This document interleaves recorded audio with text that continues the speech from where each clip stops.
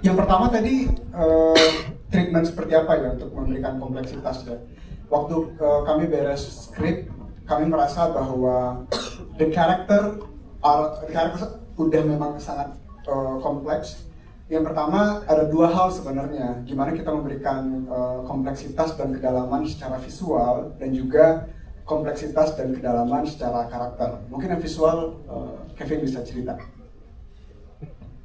Mungkin karena di sini kita di awal waktu kita develop skenario juga mengambil sudut pandang Alif, jadi kita sebenarnya dari treatment, dari shot, dari semua visual dan movement semuanya itu akan mengambil point of view Alif. Jadi apa yang Alif rasakan itu yang mencoba kita translate ke dalam visual. Jadi mungkin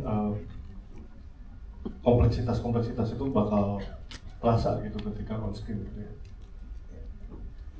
Ya, dan selain dari karakter kita juga membuat bagaimana suasananya gripping gitu, kotanya terasa sesat, dan juga dari segi teka-teki gitu. Jadi misalnya di awal-awal ketika masih di rumah kita cenderung stabil, tapi ketika keluar rumah kameranya cenderung shaky gitu. Jadi itu untuk mewakili juga sudut pandang Alif itu gitu. Dan satu hal lagi yang menurut kami lebih penting adalah kompleksitas dari karakternya, bahwa apa yang dirasakan oleh karakternya tidak dua dimensi saja gitu, karena karakter masing-masing karakter di sini ini punya tidak hanya baik buruk tapi punya rahasia yang kemudian perlahan-lahan terkuak gitu. Dan jadi kompleksitasnya itu lebih ke sana sih, dan bagaimana kita berupaya agar menjaga itu, berupaya untuk bareng-bareng sama Alif untuk mencari tahu apa yang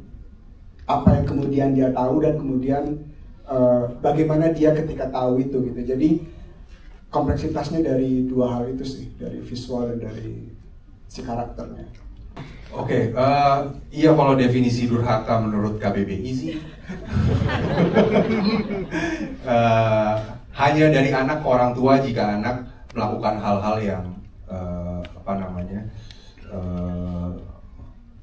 melawan orang tua. Tapi hubungan dari orang tua ke anak itu bisa dibilang bukan dinilai durhaka ya. Tapi menurut saya kalau dengan adanya perkembangan teknologi, kemudian pergeseran generasi, kata durhaka itu juga semakin luas definisinya gitu ya. Ya tetap hubungannya dengan orang tua, tapi ya karena saya juga sebagai orang tua ya kita tidak benar-benar menghormati orang tua, ya itu bagian dari durhaka kalau menurut saya. Di awal ngomongin kesulitan nih, maksudnya kalau di awal kita seperti yang Bang Joko bilang, kita dikasih kebebasan kreatif, dan sebelum preps juga kita udah berdiskusi. Jadi kalau misalnya tadi Dan bilang berantem dan sebagainya, kita di awal itu sebelum preps kita udah berdiskusi dulu. Jadi kita pengen jadi satu visi dulu sebelum kita mulai berkomunikasi sama pemain, sama kru gitu. Jadi itu sih yang bikin pasti lokasi syuting efektif ya. Jadi ketika semua hal yang menurut kita penting itu kita udah berembuk dulu gitu, berdua gitu. Kalau aku sih yang paling susah sebenarnya ketika kita udah dapat jadwal syuting. Kami kan syuting cuma 16 hari, dan ketika dapat jadwal syuting, karena syutingnya pendek, jadi kita beresin itu per lokasi. Lokasi yang kami syuting pertama itu adalah semua hal yang terjadi di ruang lukis gitu. Jadi climax film tadi yang waktu Alif tahu apa yang terjadi, yang emosional itu kami syuting di hari kedua syuting gitu. Jadi itu sih challenge-nya itu adalah karena kita syuting tidak kronologikal, jadi tidak berurut dari awal sampai habis film, bagaimana agar karakter ini bisa konsisten gitu. Jadi di hari pertama syuting kita udah langsung ke Alif agar bisa di kondisi kayak gitu. Jadi itu challenge terbesarnya, yang juga merupakan hal yang bagi kami berdua juga sangat memuaskan ketika melakukannya. Hal yang kami lakukan adalah ya kami punya catatan gitu. Jadi karena kita udah tahu urutan syutingnya, jadi kita udah punya nih misalnya hari ini dia tahu apa yang terjadi, kita tulis apa yang terjadi sih di karakter Alif sebelumnya, apa sih yang terjadi setelahnya, dan itulah yang kita sampaikan ke pemain sehingga ketika mereka berada di sana, mereka meskipun belum memerankan apa yang sebenarnya terjadi di sebelumnya di filmnya, itulah yang kemudian mereka bisa berupaya untuk masuk ke karakter itu untuk sampai di momen itu gitu. Dan sepanjang film kita loncat-loncat semua tuh gitu, dan ketika beres dan dengar dari beberapa orang itu terasa konsisten, itu hal yang sangat kita senang banget ya Jo ya. Itu Ben. Yang baru dari film Legenda Kelamarin Kundang sebagai proyek ketiga dari Kamenz Pictures adalah, kalau teman-teman ingat film pertama kita itu ada Siksa Kubur, film kedua ada Penghubungan di Bukit Duri. Dua-duanya itu relatively besar ya, film yang karakternya banyak, story line-nya juga tidak secara linear cuma satu, tapi ada beberapa storyline. Nah, kalau di film Legenda Kelamarin Kundang ini betul-betul sangat intimate sekali. Sebuah film yang diceritakan lewat karakter yang tidak banyak tapi ceritanya lebih kompleks. Ini adalah satu challenge terbesar yang ketika Rafki sama Kevin atau Harjo, by the way Harjo itu Kevin ya, jadi kita kadang-kadang panggil dia Kevin atau Harjo. Kalau lagi senang sama dia kita panggil Harjo, kalau kita lagi kesel panggilnya Kevin. Kalau kesel banget Kevin Raharjo. Kevin Raharjo. Gitu.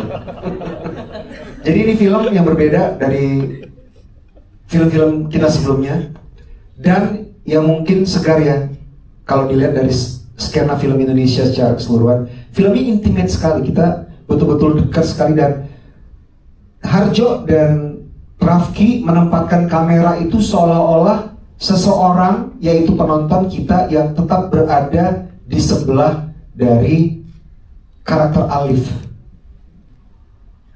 mengupas misteri layer by layer bersama dengan Alif. Jadi menurut aku itu approach yang sangat menarik sekali dari Kevin dan Rafki, Harjo dan Rafki, karena mereka betul-betul menempatkan kamera itu, dan filmnya juga sangat intimate sekali. Itu kali perbedaan. Singkat aja ya, untuk alasan ekonomis Kak. Harus bayar. Ada 7 karakter bisa free. Itu ya jawaban.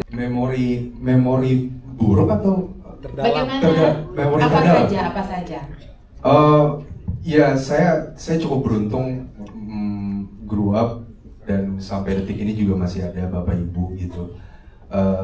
Ya meskipun ketika masa dewasa hubungannya cukup kurang baik karena sayanya cukup bandel banget gitu ya ketika SMA.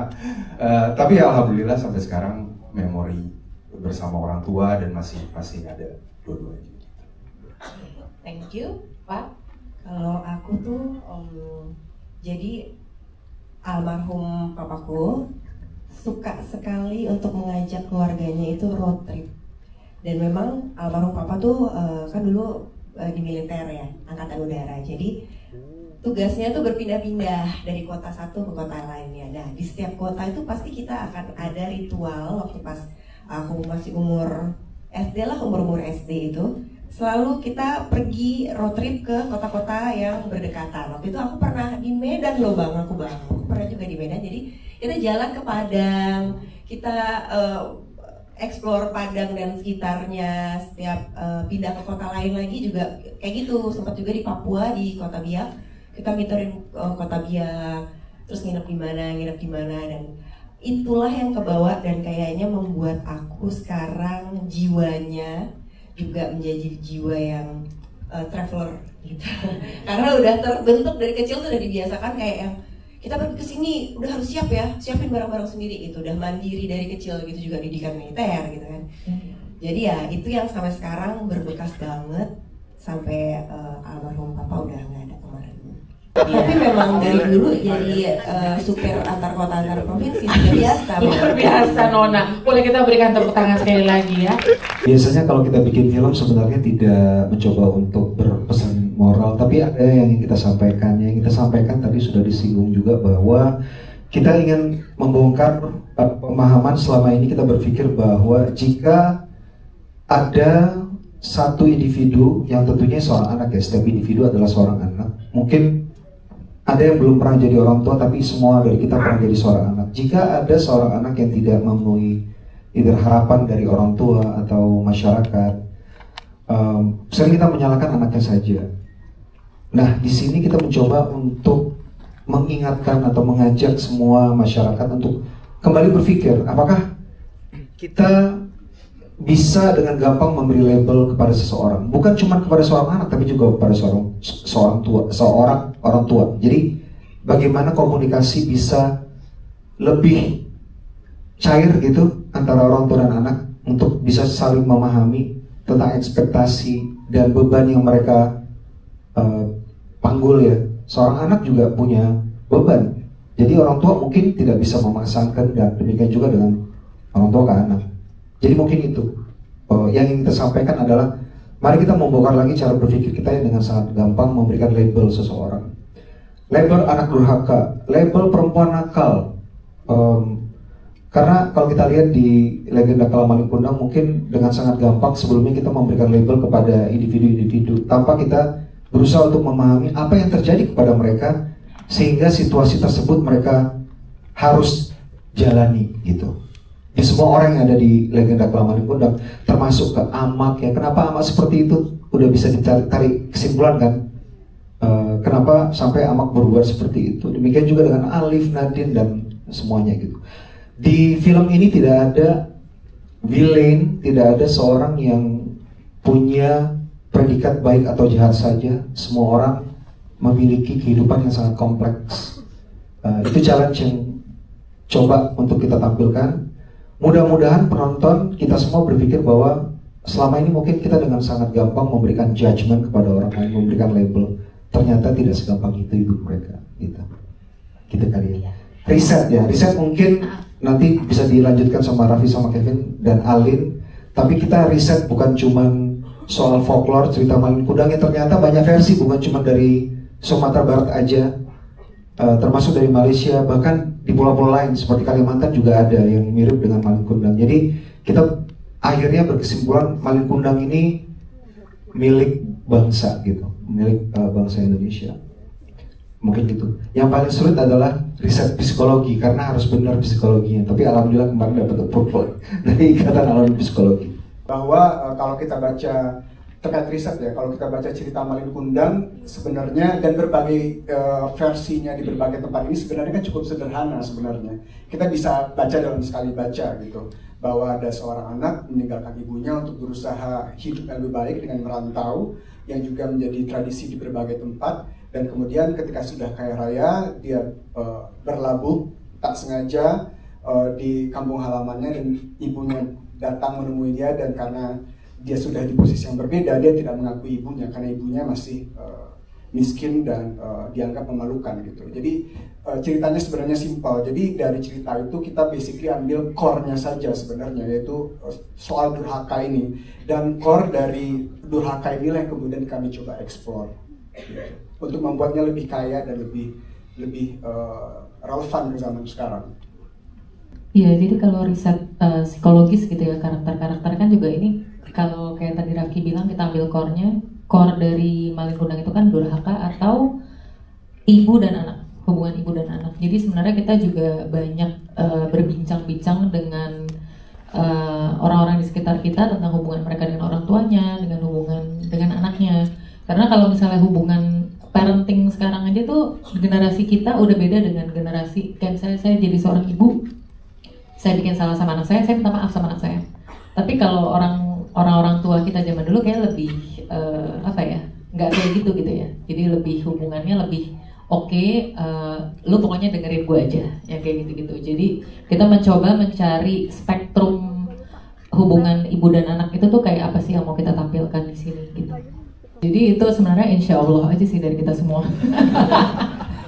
Kayak dia mirip-mirip tapi dapat gitu ya, Mario ya. Tapi ya itu memang sebenarnya dari proses development, kalau kita semua ingat tuh memang proses developmentnya cukup intens. Abang juga waktu itu kayak pernah ngepost foto kita dari jam 11 malam masih di kantor gitu.